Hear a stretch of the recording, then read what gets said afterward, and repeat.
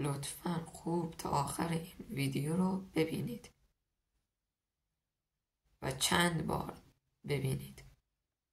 من چرا اسم این پیج رو گذاشتم قدرت ذهن؟ چون همه چیز در زندگی از ذهن شروع میشه و زندگی و مسیر آدم به جایی کشیده میشه که در ذهن ما است و تو ذهنمون تصویر سازی میکنیم. دیدید وقتی میرین داخل خیابون یک کفش یا یک لباس میبینید و به هر دلیلی نمیتونید بخرید و اون کفش لباس داخل ذهنتون میمونه و همینجور ذهنمون باش درگیره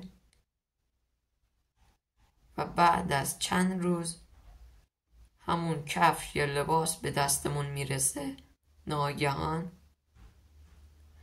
یا بی دلیل نشستیم و داخل ذهنمون با یک غذا فکر میکنیم.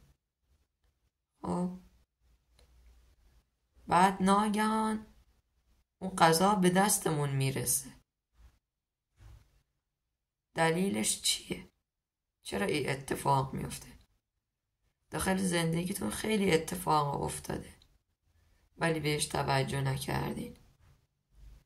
دلیلشو میگم، چون ذهن سیگنال داره و چیزی که داخل ذهنمان است سیگنالش را به کائنات ارسال میکنه و کائنات هر چیز که داخل ذهن ما است برامون فراهم میکنه.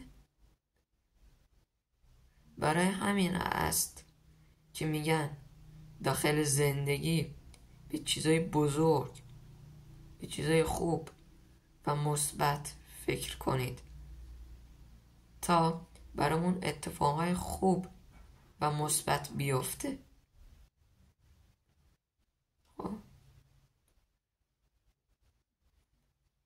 و فقر چیزی نیست که در جیبتون باشه.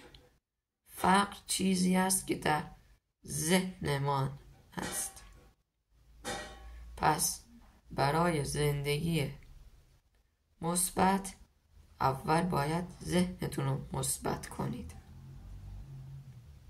من جاتون بودم این پیج رو حتما فالو میکردم.